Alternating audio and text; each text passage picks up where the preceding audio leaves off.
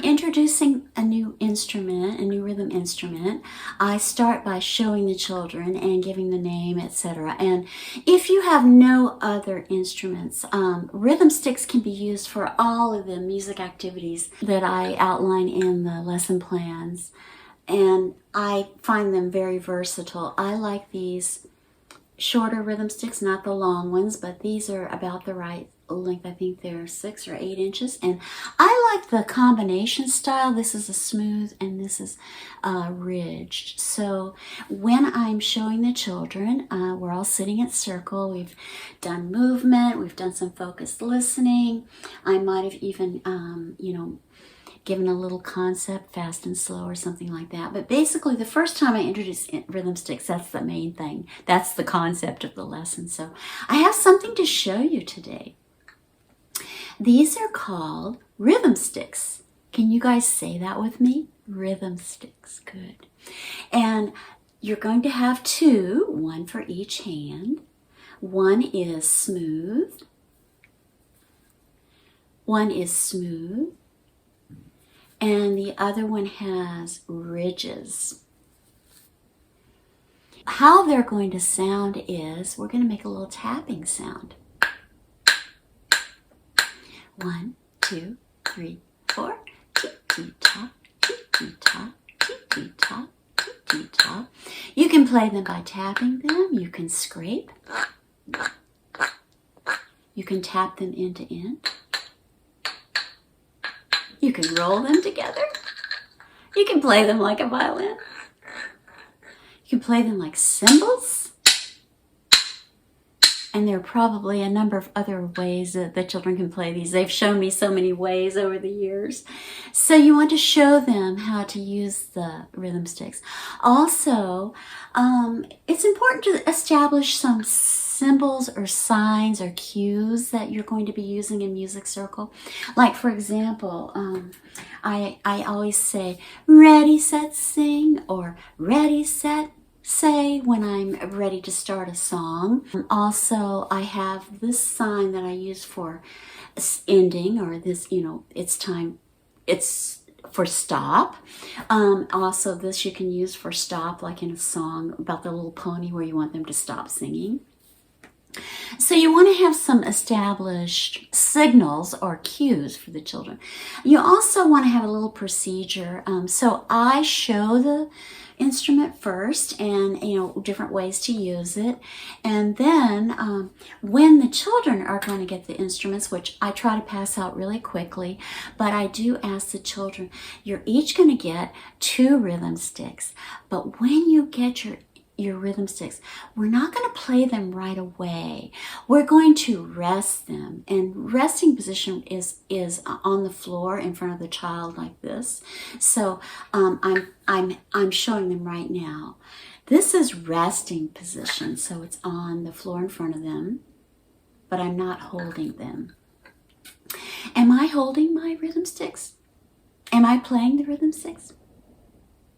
They're in resting position. So when you first get your rhythm sticks, I want to ask you to please rest them. And we're doing that because we want everybody to have their rhythm sticks, and then we're going to play. So we'll do it quickly. So then you pass around the instruments, whoever's helping you, give each child their instruments. And once everybody has them, then, you say, all right, let's pick up our instruments and let's play these rhythm sticks your favorite way, whichever way you want to play, and give them a little time, a minute or so to explore the different ways to play the instruments, to play whatever instrument you're offering. This is the rhythm stick lesson. And then I'm going to say, and stop. And that means it's time to rest them again. So rest your instruments. Very good. Let's warm up our fingers and hands. Let's pretend like our rhythm sticks are 2 trees and our fingers are little caterpillars. They're going to climb up the tree and down the tree and up the tree and down the tree. Do you think you can do that with your... What about bunny ears? Can you make bunny ears? Can you make butterfly wings? that's a way of just getting the fingers warmed up, but that's a little tricky for children, and it's a good way to work on that, on the fine motor skills. Let's tap out some rhythms with our rhythm sticks. So pick up your rhythm sticks. Let's hammer first. Let's hammer ta, ta, ta, ta, ta, ta, ta, ta, ta, ta, ta, ta, ta, ta, ta, ta, and stop.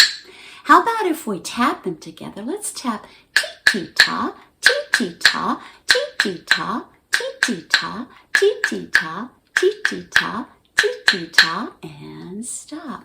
How about, can you clap yours together? Let's clap together, and let's clap ta-ti-ti-to, ta-ti-ti-to, ta-ti-ti-to, ta-ti-ti-to, and stop. So that's always a follow-up with the vocal rhythm echoes that we did, only we're doing it with rhythm instruments. And that's how I introduce, the first time I introduce a new rhythm instrument to the group. And you want to make sure that you have enough of the rhythm instrument, that every child has a set, and you want them to all look exactly the same if possible. So that's one thing. During these pandemic times, and even before, I would always spray the instruments we used at Circle, spray them with a little mild disinfectant afterwards and just let them dry out. You can also make sure that the children have washed their hands before Music Circle. You might even want to go around real quickly and have them wipe with a disinfecting wipe or whatever's allowed in your school. But washing hands before circle time is a great thing to do anyway.